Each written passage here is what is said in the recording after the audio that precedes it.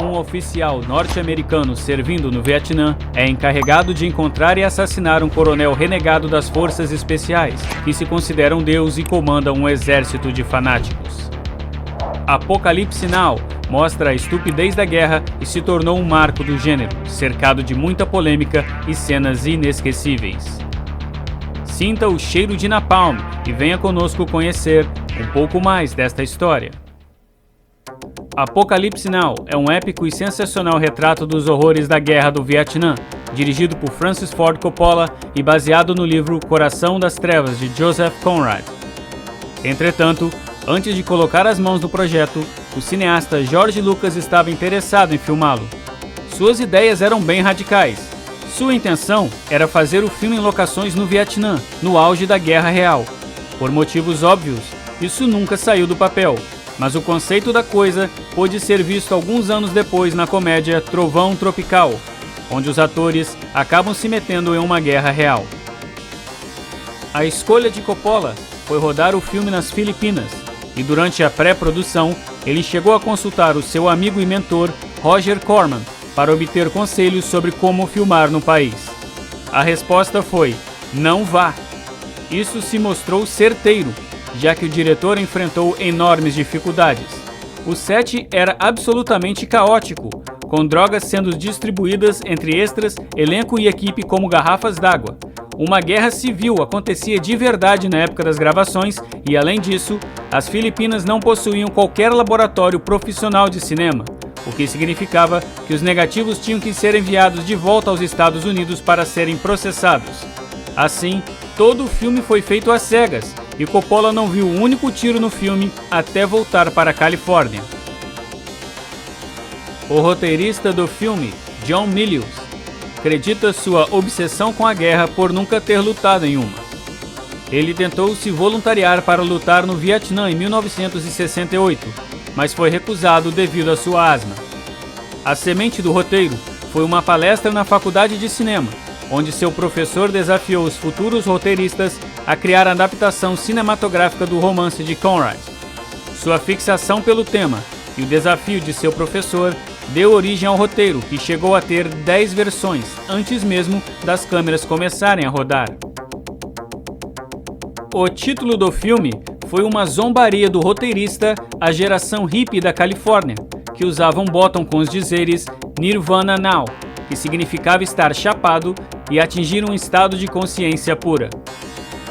A ideia de Coppola era não mostrar créditos no longa, mas de acordo com o sindicato, o nome do filme teria que aparecer em algum lugar, ou não seria possível registrar direitos autorais sobre a obra. Assim, é possível visualizar um grafite em frente ao complexo de Kurtz, com os dizeres: nosso lema, Apocalipse agora. As filmagens de Apocalipse Now estavam programadas para durar 6 semanas, mas acabou demorando 16 meses. Naturalmente, os produtores não ficaram muito satisfeitos com essa situação. É esperado que os filmes às vezes excedam seus orçamentos, afinal, incidentes acontecem, mas o custo do longa estava ridicularmente acima do planejado. Chegou a um ponto em que o diretor investiu do seu próprio bolso e acabou tendo que fazer outra hipoteca de sua casa e de sua vinícola em Napa Valley. Se o filme não desse retorno, Coppola teria ido à falência. O resultado de todo esse esforço foram absurdas 200 horas de filmagem, que o diretor ainda levaria 2 anos para editar até que o filme finalmente fosse lançado nos cinemas. Francis Ford Coppola era amigo íntimo do The Doors, já que foi para a escola de cinema com Jim Morrison e os outros membros. Graças à sua relação estreita, a banda deu a ele as gravações originais de todas as suas músicas. O primeiro corte do filme, que durava 5 horas e meia, contou com uma trilha sonora composta inteiramente por canções da banda. A faixa The End ficou no corte final por acidente, quando o diretor encontrou este recorte de filmagem descartado no lixo da sala de edição. Aparentemente, Coppola achou divertido ter essa música que trata do fim logo no início do longa. Ao fazer um filme de guerra, é sempre uma boa ideia ter os militares ao seu lado, porque eles podem oferecer suporte e emprestar equipamentos que talvez não consiga em nenhum outro lugar para usar como adereços. No entanto, já que o longa gira em torno de militares ordenando o assassinato de um de seus coronéis, os verdadeiros militares não queriam saber do filme. A saída foi contar com a ajuda do presidente das Filipinas, Ferdinand Marcos, que concordou em alugar quantos veículos de guerra fossem necessários. O problema é que, como ele enfrentava uma guerra civil contra os rebeldes, nem sempre os equipamentos eram entregues. Certa vez, 11 helicópteros foram contratados e pagos, mas apenas 5 apareceram.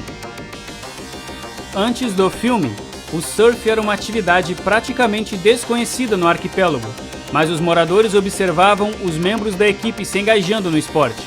Quando as filmagens terminaram, algumas das pranchas de surf foram deixadas para trás e os filipinos se encarregaram de aprender o ofício. Uma comunidade de surf floresceu e desde então foram criados negócios ao longo da costa dedicados ao esporte, ajudando positivamente na economia do país. Embora Martin Sheen tenha desempenhado um dos melhores papéis de sua carreira como Capitão Willard, ele não foi a primeira escolha de Coppola. Depois de uma quantidade exaustiva de testes para o personagem, o papel foi recusado por Steve McQueen, Clint Eastwood, Al Pacino, James Caan e Jack Nicholson. O papel acabou finalmente indo para o ator Harvey Keitel. Infelizmente, o diretor ficou insatisfeito com seu desempenho depois de ver as primeiras filmagens, demitindo o ator e passando seu papel para Sheen. O ator sofreu um ataque cardíaco durante a produção e precisou rastejar por 400 metros até conseguir ajuda. Apesar do risco sério, ele e o diretor resolveram manter isso em segredo, por medo que os investidores desistissem do projeto. A desculpa oficial no cronograma da produção é que Sheen havia sido hospitalizado devido à exaustão causada pelo calor. Enquanto se recuperava, seu irmão, Joe Esteves, o substituiu em várias cenas.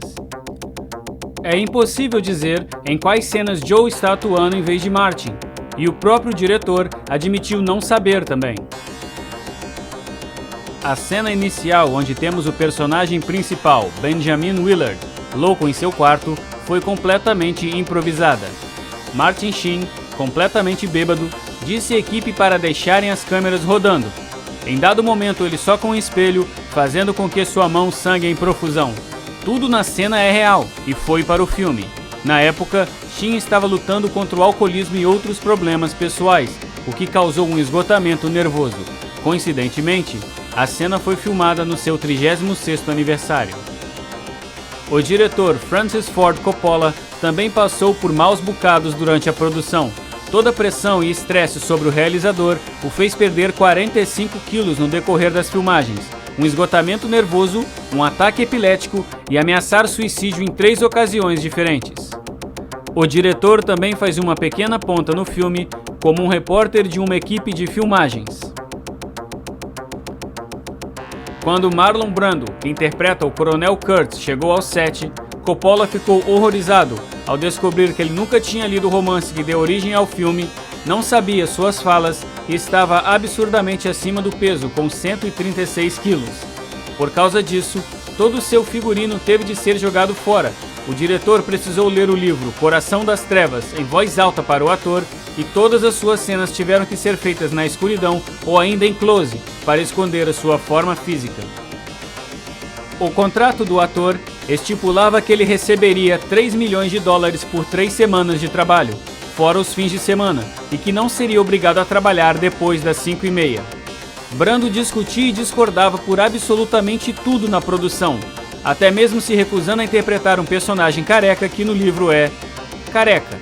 Ele não decorou nenhuma de suas falas porque, segundo ele, retirava a espontaneidade. O diretor chegou a fazer cartazes para serem levantados por trás das câmeras, mas ele não os lia. Em dada ocasião, ele não gostou do pijama preto de algodão comum que o personagem usaria. Ele havia visto um outro com algodão egípcio em Hong Kong. Imediatamente, alguém foi despachado para Hong Kong para comprá-lo. No fim das contas, Coppola acabou tão frustrado com Brando que acabou deixando o diretor assistente Jerry Zismer filmar todas as suas cenas. Apocalipse Now foi o terceiro papel de Lawrence Fishburne no cinema. Participar de uma obra consagrada tão cedo é impressionante. É ainda mais notável porque ele tinha apenas 14 anos na época da escalação. Alguém tão jovem não seria escalado para interpretar um soldado, mas o ator mentiu sobre sua idade durante o teste. Originalmente, o ator Dennis Hopper deveria interpretar um capitão das forças especiais que abandona sua missão para seguir o Coronel Kurtz, mas o diretor não gostou de sua performance no papel. Assim, Coppola consultou o ator sobre a possibilidade de criar um novo personagem, ao passo que Hopper simplesmente retrucou: "Claro, Francis, um pouco de droga faz milagres." Desta forma, o ator passou o filme todo chapado e alto como uma pipa, improvisando todas as suas falas, incluindo as citações de T.S. Eliot que ele recita. Particularmente notório por seu abuso de substâncias, ele ainda converteu um adolescente Lawrence Fishburne a um viciado em heroína. Para criar uma atmosfera de loucura profunda em volta do templo do Coronel Kurtz, a equipe da produção achou que seria de bom tom colocar alguns corpos pendurados, pedaços humanos e sangue. Mas ao invés de usar bonecos, alguém teve a inovadora ideia de solicitar corpos reais ao necrotério local. Depois que alguns profissionais reclamaram sobre o cheiro e ratos, a história saiu no jornal e a polícia apareceu logo depois com um carro funerário para levar os objetos de cena. A mutilação ou morte de animais para a produção de um filme não é vista com bons olhos, e no clímax do longa, a infiltração de Willard no acampamento é intercalada com o massacre real de um búfalo. Coppola e sua esposa viram um ritual semelhante acontecer, feito por uma tribo local, e o diretor considerou incluir isso no filme para fins dramáticos. Em uma situação normal, isso seria proibido, mas o local de filmagem permitiu que eles contornassem os regulamentos. O filme acabou recebendo uma classificação inaceitável da American Humane Association. Outra cena que seria impensável nos dias atuais é a sequência com palmeiras queimando sob uma tempestade de napalm. Cerca de 1.200 galões de gasolina foram despejados e incendiados sobre as árvores e vários pneus foram queimados para gerar mais fumaça. Acres de floresta foram destruídos em questão de segundos, para desespero dos ambientalistas da época. Adoro o cheiro de napalm pela manhã. Um final considerado para o filme é um ataque aéreo convocado para destruir o templo. Explosivos foram manipulados especialmente para essa sequência, mas Francis Ford Coppola mudou de ideia, sentindo que o final deveria representar o fim da guerra e o início da paz. No entanto, como a lei filipina exige que os sets de filmagem sejam eliminados, eles explodiram de qualquer maneira. Apocalipse Now, como explicado pelo diretor, não é sobre o Vietnã, é o próprio Vietnã. Uma produção extremamente complicada, com toda a equipe e elenco indo ao limite da sua arte para entregar uma obra quase documental sobre a violência e a estupidez do conflito. Ao final, não temos vitoriosos ou perdedores nem catarse, somos apenas testemunhas dos horrores da guerra. Curta, se inscreva e compartilhe esse vídeo nas redes sociais e até a próxima!